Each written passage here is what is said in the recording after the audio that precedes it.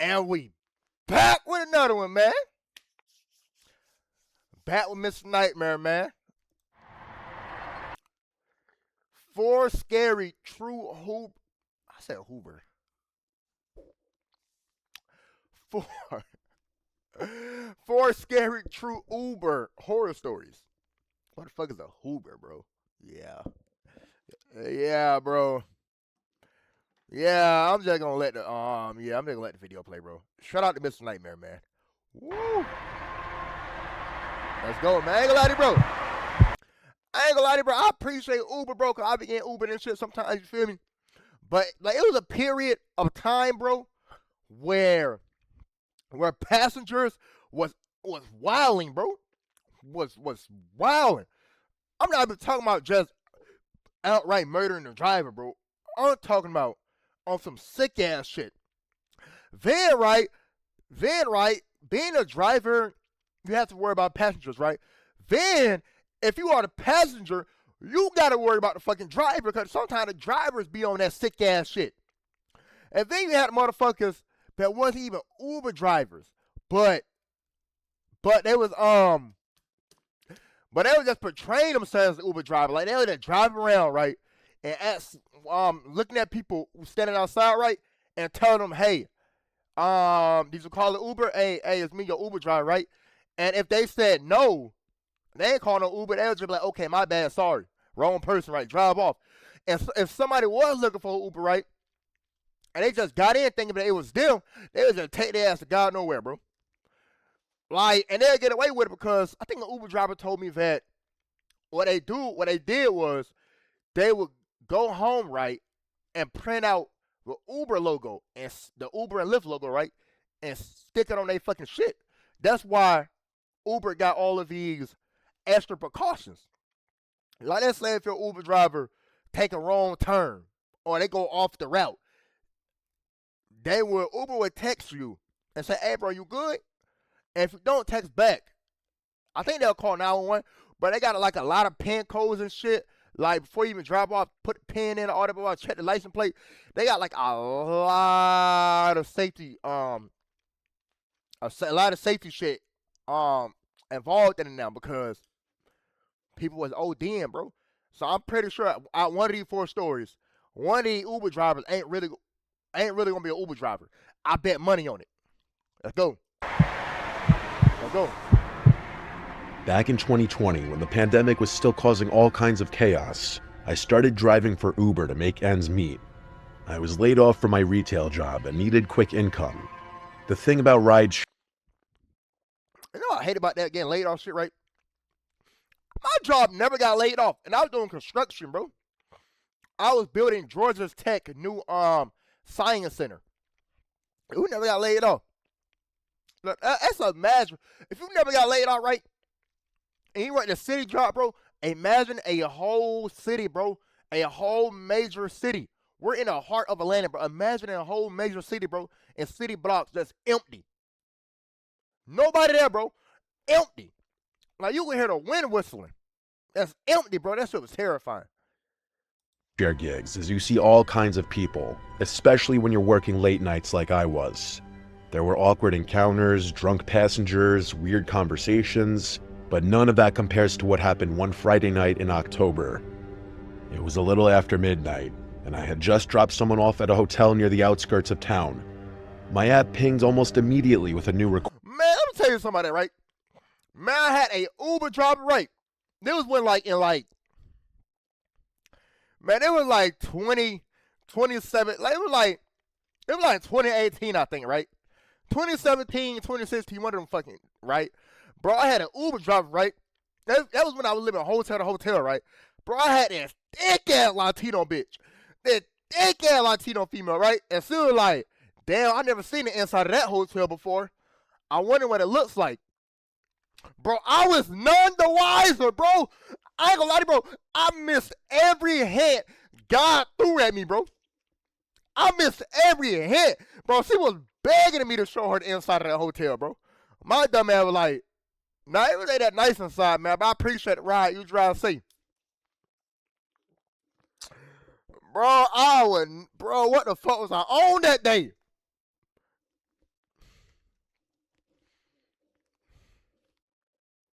Quest. The pickup location was about 6 minutes away, in front of a bowling alley that was part of a strip mall. Pretty standard stuff. The name on the ride said Derek. I accepted it and started heading over. The area was quiet when I arrived. Just a few dim parts. Quiet. That bitch is vacant, bro. This why that shit was quiet. Toilet's quiet, bro. That bitch, nigga, business have been closed for years, bro. I've never seen a bowling alley / mall empty, bro. Not even not a car in sight, my nigga. Parking lot lights. No cars in sight, and the bowling alley looked closed. But there was a man standing alone under one of the lights, wearing a gray hoodie and jeans. He was tall, maybe 6'2", with his hands in his pockets, head down like he was looking at his shoes. As I pulled up, he looked at me, but didn't wave or move. I rolled down the window and said, "You Derek?" He nodded slowly, walked over, and got into the back seat behind me. I started the trip and asked him if the destination in the app was correct, an address about 20 minutes away in a residential neighborhood I'd never been to. He said, "Yeah, that's right," in a quiet, calm voice. I remembered thinking he sounded a little off. Not drunk or high, just sort of flat, emotionless. But I didn't think too hard about it at the time. I started driving, and he didn't say anything for the next 5 or 6 minutes. I glanced at him in the rearview mirror now and then, and every time I looked, he was staring straight ahead. Not out the window or at his phone, just at the back of my head. I tried to break the silence by asking how his night was going. He paused, then said, "Just needed to get out of there." I asked, "Out of where?" He said, "Doesn't matter." So I didn't push it. We drove a while longer. About 15 minutes in, I realized we were getting closer to the destination, but the address was in a really isolated part of town. No streetlights, big yards, and lots of trees. As we approached the address, he suddenly leaned forward and said, "Actually, can you pull into that driveway right there?" He pointed to a house on the right. I'm not pulling in the shit, bro. I would have told him, man, hell no, bro. Hell no. Hell no. You could have walked if you want to go all that. Nigga, if you do it, you deserve it, bro. The house was dark, no lights on inside or out. It looked old and abandoned, honestly. It had an overgrown lawn and paint peeling on the siding. There was also no car in the driveway. I said, "Is this your place?" And he said, "Just pull in." I hesitated, but turned into the driveway. I stopped near the front of the house and put the car in park. He didn't get out. I looked back at him and said, "Everything all right?" He stared at the front door and said, "Wait here." Then he got out and started walking toward the house. He didn't go to the front door. He walked around the side of the building and disappeared from view. I sat there for maybe 2 minutes. Nigga, you deserve it! You deserve it! I ain't gonna lie to you, bro. I need to make a Mount Rushmore of everybody in a Mr. Nightmare story that deserve it. Cause buddy, I'm putting you on a $20 bill. But I'm putting you on a $50 bill. What motherfucker in their right mind? Who in their right mind would wait? Who?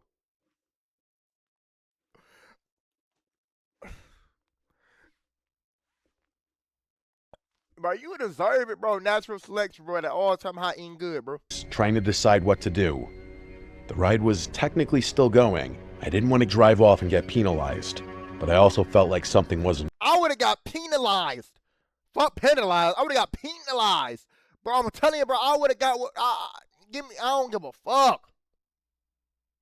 Right. My gut told me this guy wasn't just heading inside to grab something. Finally, I ended the trip manually. I marked it as complete and started to back out of the driveway, but before I could shift into reverse, I saw him walking back toward the car, fast. His hands were empty, and he had this strange look on his face, like he was angry or excited. I unlocked the doors because I didn't want to make it a confrontation, but something in me was screaming not to let him back in. He opened the rear door, got in, and said, "Take me to the other place." I asked, "What other place?" He said, "Just drive, I'll tell you." I said, "You need to put it in the app." He didn't answer. He just stared at me in the mirror. I said again, I can't take you anywhere unless you put it in the app. He didn't say a word. After a few seconds, he told me to drive to where I picked him up. I didn't want to argue anymore, so I started heading back toward the strip mall. The whole way there, I felt this pressure in the car. He wasn't talking, but I could feel him watching me. The hairs on my arms were standing up. He was still staring at the back of my head. At one point, I tried to lighten the mood. I said, "Rough night?"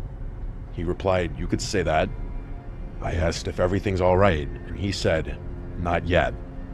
I didn't ask any more questions. When we got back to the strip mall, I parked under the same light where I picked him up. But before I could say anything, he leaned forward and asked, "You ever wonder how you're gonna die?" I froze. I laughed awkwardly and said, "Not." I would have said hell no. I always wonder, like, damn. Man, I got this shit on the tip of my tongue, but tonight, bro, a long day, bro. I've been up early.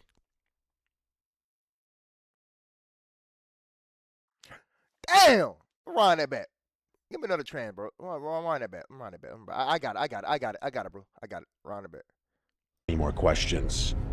When we got back to the strip mall, I parked under the same light where I picked him up. But before I could say anything, he leaned forward and asked, "You ever wonder how you're gonna die?" Why you ever want? I don't got it, bro. Froze. I don't got it, bro. I laughed awkwardly I thought and I had said, it, bro. Yeah, "Not I'm really off. something I Today think my off about." day, bro. He didn't laugh.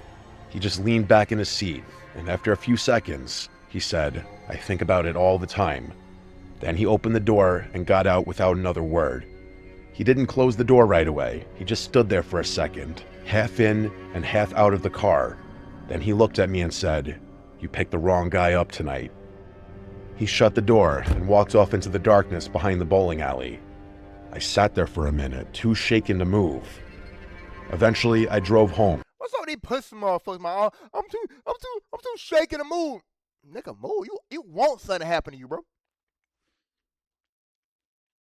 Like, when you tell a bitch this story, like, oh my God, what happened next? As he got out, I was too shaken to move. I was too scared to move.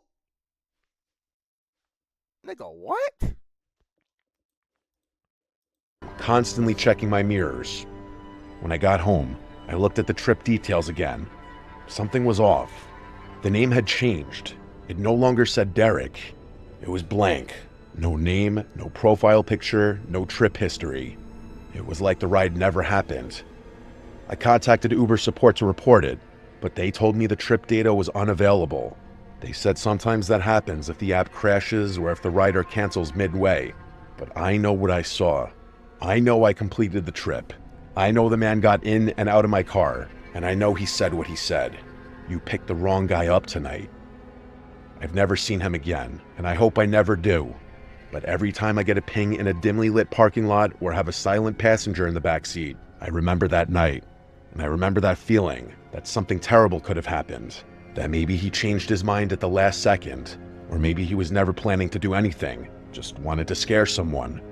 But I still wonder what he meant, and if he ever found the right car.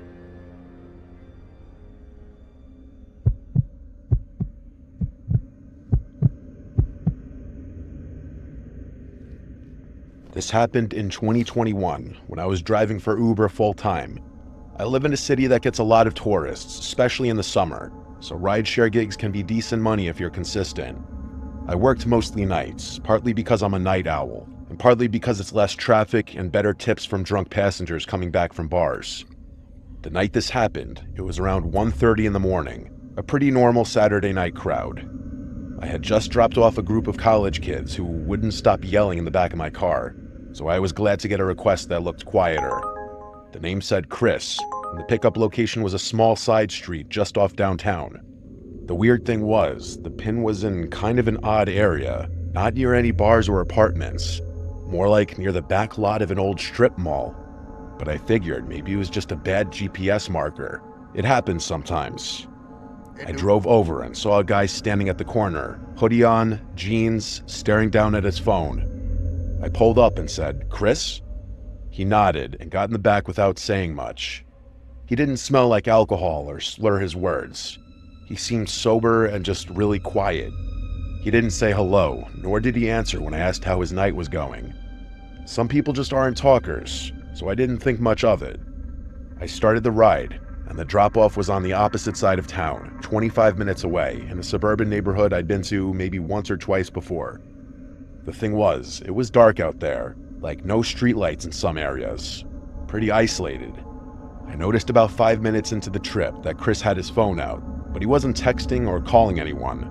He was holding it flat in his lap with the flashlight on, just shining the beam upward, slightly toward my seat. I asked him kind of half joking, "Everything all right back there?" He just mumbled, "Yeah," and then turned the flashlight off. The next 20 minutes were dead silent, just the hum of the engine and a weird tension building in the car. I don't know how to describe it. Something just felt off about this guy. Not threatening, but definitely unsettled, like he wasn't really there. We got to the neighborhood, and I followed the GPS to the house. But as we pulled up, I noticed it was totally dark. No porch light, no inside lights, nothing. I asked, "Is this the right place?" Chris didn't answer. He just sat there.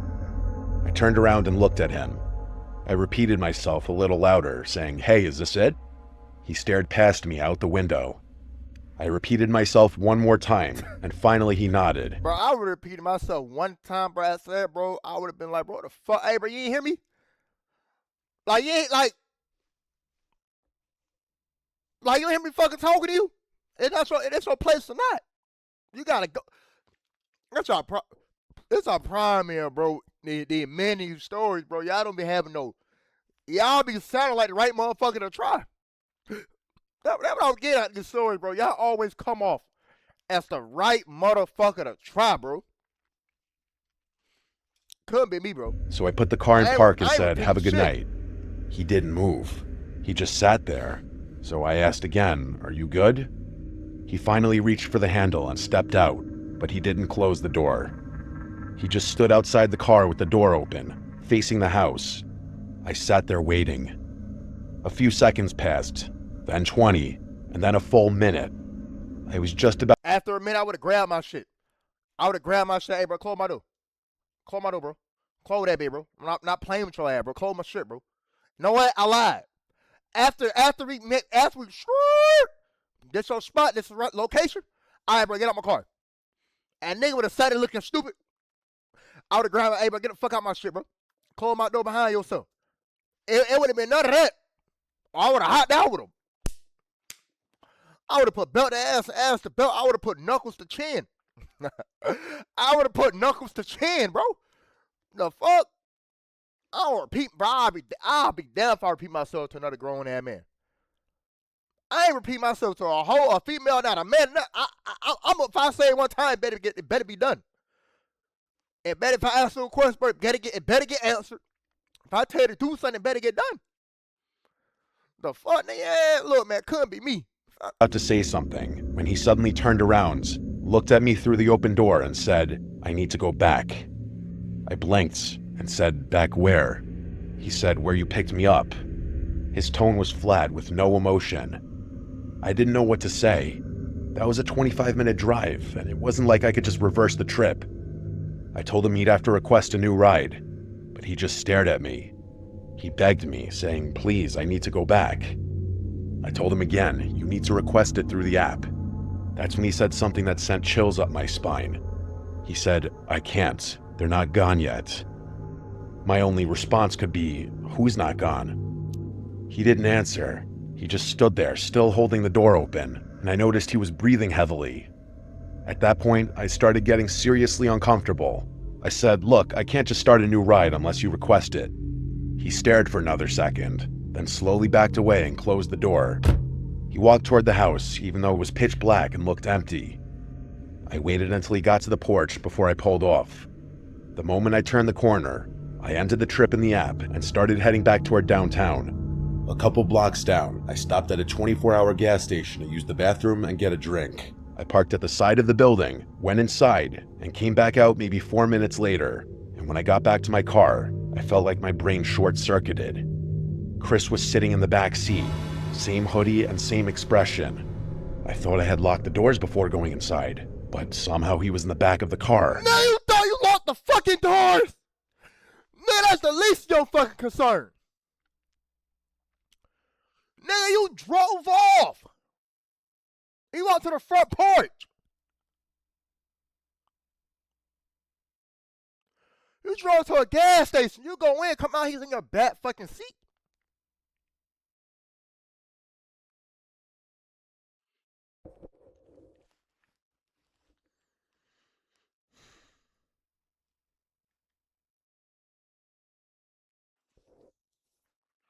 You gotta shoot that nigga, bro.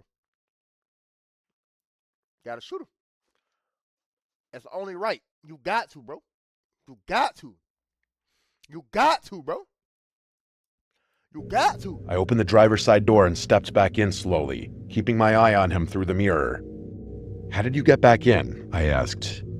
He just said, "Take me back." I said, "I'm calling the cops," and reached for my phone. That's when he leaned forward, close enough for me to hear his breath, and said, "They're still in the house." I don't know why, but I didn't call the police. Something about the way he said that made me feel like he was having some kind of episode. I played along and said, "Who's..."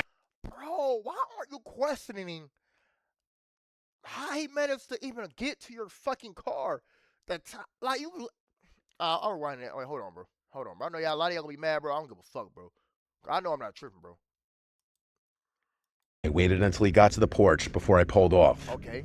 The moment I turned the corner, I ended the trip in the app and started heading back toward downtown. A couple blocks down, I stopped at a 24-hour gas station and used the bathroom. He drove more than a couple blocks.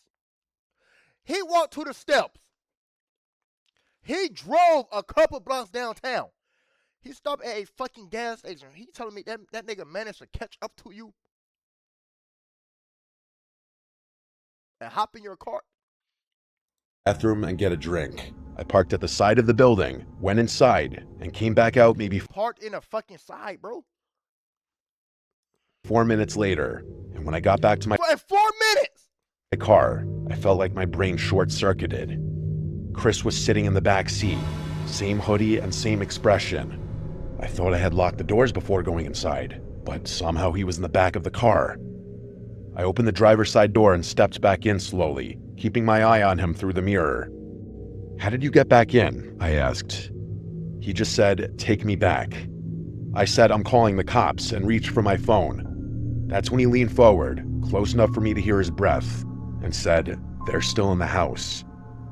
I don't know why, but I didn't call the police. Yeah, I don't know why. Something about the way he said that made me feel like he was having some kind of episode. I played along and said, "Whose house is that?" And he said, "My parents." I asked him if he lived there, and he said not anymore. That made the hairs stand up on my neck. I started slowly driving back to where I picked him up. Every part of me was screaming not to do it, but I didn't know what else to do. As we got closer, he started breathing heavier. He was rocking slightly in the back seat. At one point, he whispered, "They're still there. They won't leave, no matter what I do." When we pulled up to the house, there were still no lights, still no signs of anyone living there. He got out without saying anything and then walked up to the front door and stood there.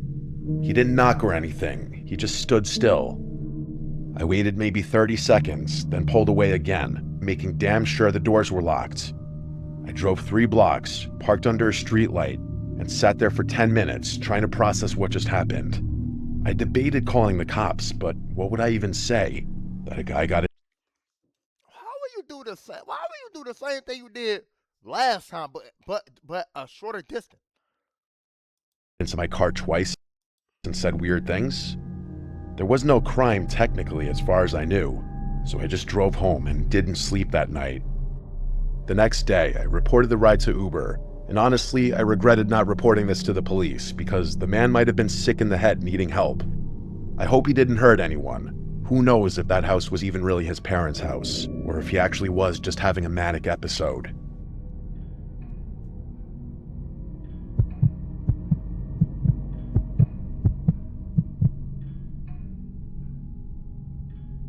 I'm an 18-year-old girl that lives alone in my apartment with my dog. I live about 8 miles out of town, so getting food delivered can be a hassle sometimes. I never thought anything of Uber Eats being bad. You may hear Damn, that's an Uber Eat horror story? some Let's stories, go! but never think they will happen to you. At least that's what I thought. It was Friday evening. I was cleaning my apartment, getting ready for my boyfriend to come over. We're long distance, so I only get to see him on weekends, so I usually try to get it cleaned up before he arrives on Saturday. I had been cleaning for about 2 hours, and it was past 6 p.m., so I was feeling hungry. I didn't want to dirty any dishes, as I just cleaned them all and cleaned the kitchen. I decided to order food so I wouldn't have to make a mess. I ordered my food and got the notification that my driver was on his way and driving a white Honda Fit Sport. I'm a young girl living on my own, so I have my delivery instructions set to leave my order at my door for contactless delivery. I was sitting in my living room watching TV when I got the notification that my food was delivered. As soon as I got that notification, I jumped up, eager to get my food. I was starving. When I opened the door to grab my food, it wasn't there, so I thought maybe he set it at the wrong door. But looking down at all the doors, none of them had the food at them. So I went back in and was gonna message him when I heard a knock at my door. It was my next door neighbor. He was holding my food. He said, "Hey, sorry, I picked up your food from your delivery driver because he was looking through your windows and I wasn't sure what he was doing." I took the food and thanked him, wondering what the hell just happened. I went back in, ate my food, and enjoyed a movie when I started to get ready for bed. I took a shower, then went to turn off my TV and make sure all my doors were locked before going to bed. I laid down in bed, called my boyfriend, and eventually ended up falling asleep. I woke up a few times during the night to my dog growling at the window or the back door. My dog isn't a huge, scary dog. He's a small 5-pound Morkie, but it's still pretty scary when he growls at something and catches you off guard. I finally got him to calm down and go back to sleep. It wasn't even 15 minutes later that I woke up to banging on my window. My dog started going crazy, barking, growling, and even whimpering. I couldn't move in my bed. I took the bed sheets and pulled them over my head, just leaving enough to not cover my eyes so I could see the window. I called the police and whispered into the phone quietly. I explained to the operator that someone is in my backyard and my window doesn't lock so it can easily be lifted up. She told me to go to a different room and police would be at my apartment shortly. I ran to my kitchen and grabbed a knife, just waiting to see blue and red lights or hear sirens. It felt like forever.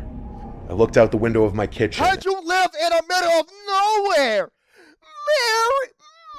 Real? Like, bitch, you currently fucking dog. Dog ain't gonna feel like forever when you need help. Why y'all keep doing this to yourself, bro? Stop moving to the middle of fucking nowhere. Cause when shit go left, you got nowhere left to go. You see what I did there? You see? Like, nobody coming to save you. It's gonna be hours before somebody get to your ass. Y'all gonna learn one day. And never expected to see what I saw. The Uber driver's car that delivered my food. His car was sitting across the street from my apartment. When you open the door to my apartment, there's a large open field to the left that's used for parking trailers and letting dogs play. He was parked there, but I didn't see anyone in the car. I put 2 and 2 together and thought to myself, he's in my backyard. The police finally arrived. I could barely even speak. I was shaking and crying. I explained to one officer what happened, while the other went to check out my backyard, which is where my bedroom window is. Another officer who arrived went to check his car because it was still in the field, but he wasn't in his car. The 2 officers came back and started talking with the officer I was speaking to, telling her there's footprints in my backyard, which it had just rained the night before, so it was very muddy outside. I started panicking once I heard that, not just because that's not what you want to hear, but also because where was this guy if he didn't come back arrested with the cops and wasn't in his car? My neighbor came outside to see what was going on. The officers explained to him what was happening. Then he spoke about how he picked up my food for me earlier that day. The neighbor invited me to sleep over at his apartment for the night if it made me feel any better. Oddly, I passed on the offer, and when all the cops left, I went back into my apartment. Thinking it was all over, I took a few hours to get comfortable enough to fall asleep. But at 2 a.m., I woke up to banging on my front door and heard police. There's no way this is happening right now, I thought to myself. I got up and went to my front door, scared to open it. It was the woman I spoke to earlier. She explained they stayed at my apartment, hidden to watch for that guy in case he showed back up, and he did. They caught him walking up to my front door, thinking he was going to try to find a way in. My heart fell to my stomach when I heard her say that. Damn. She then explained Yo, I ain't gonna lie to you. When somebody banged on the door and said the police, I thought it was his ass. I thought it was gonna be his ass. I was like, damn, shorty, you got it. But I'm glad it was the actual police. he was arrested, and I don't have to worry about him anymore. I thanked her and went back to try and sleep. Unfortunately, I couldn't fall asleep this time. I also don't use Uber Eats anymore when I'm home alone.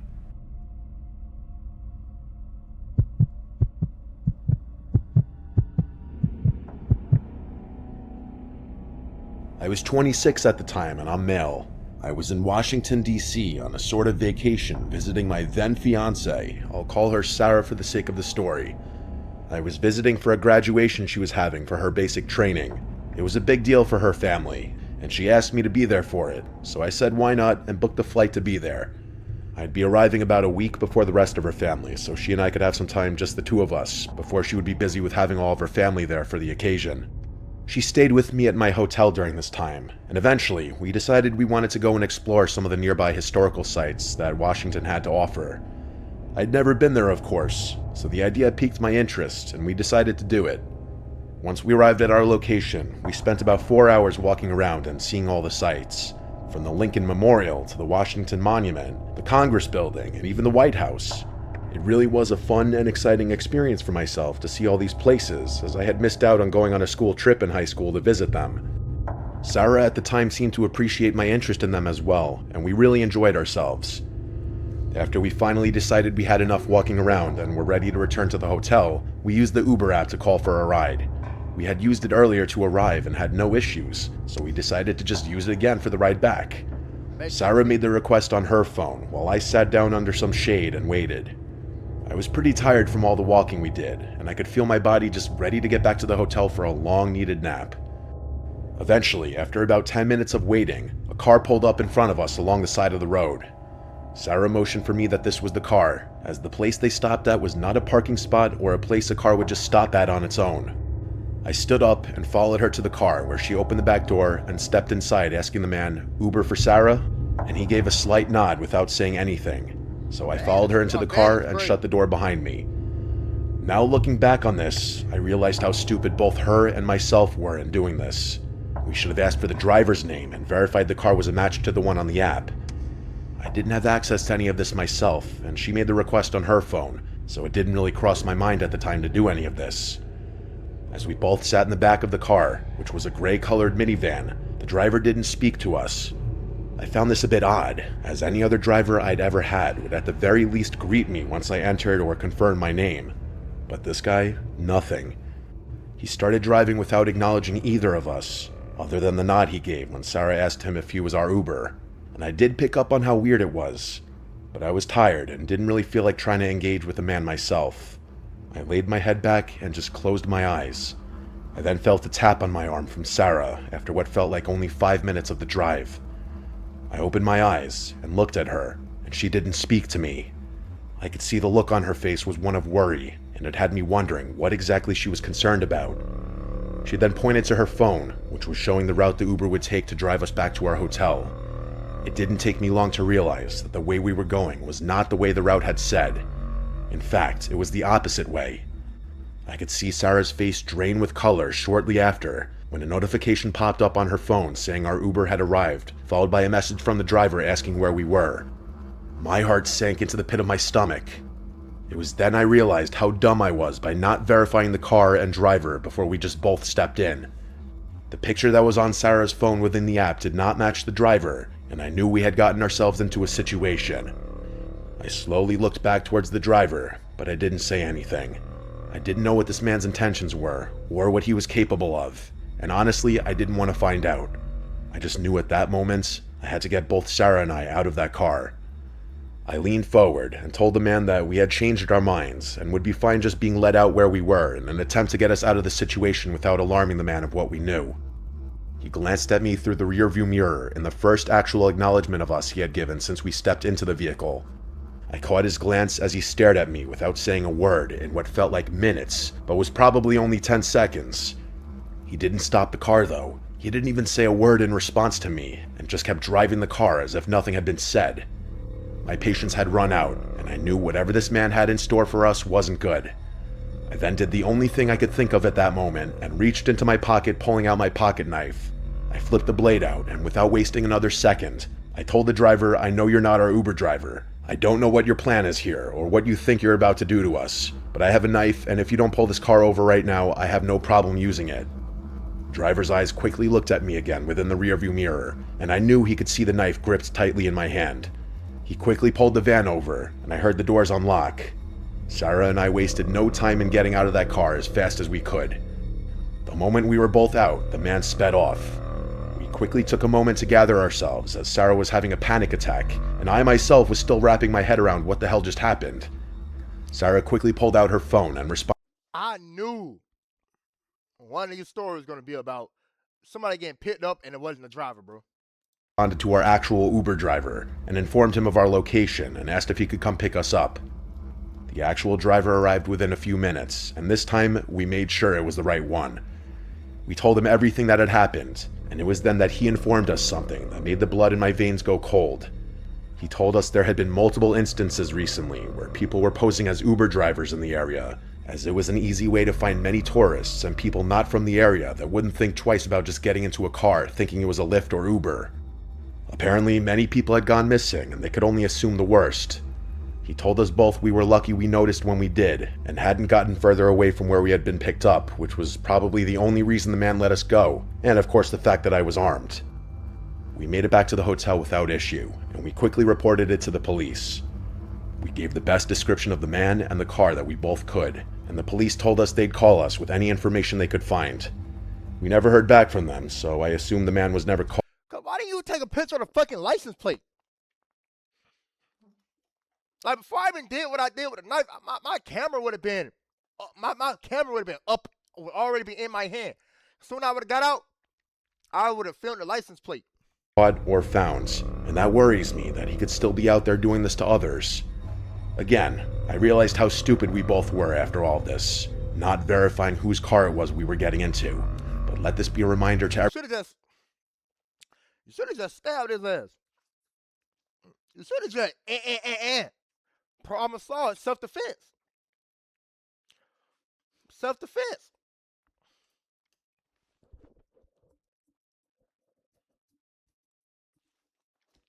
Yeah, you should have just did that. Everyone listening, do just that.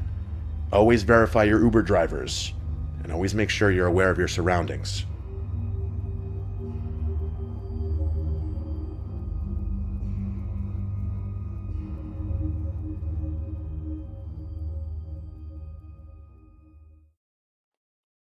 Nah, that's facts. Oh, slow your horses. I already watched this, right? Y'all already did that one. Yeah, man. What he saying, man? What he saying? And with that, we're out of here, man.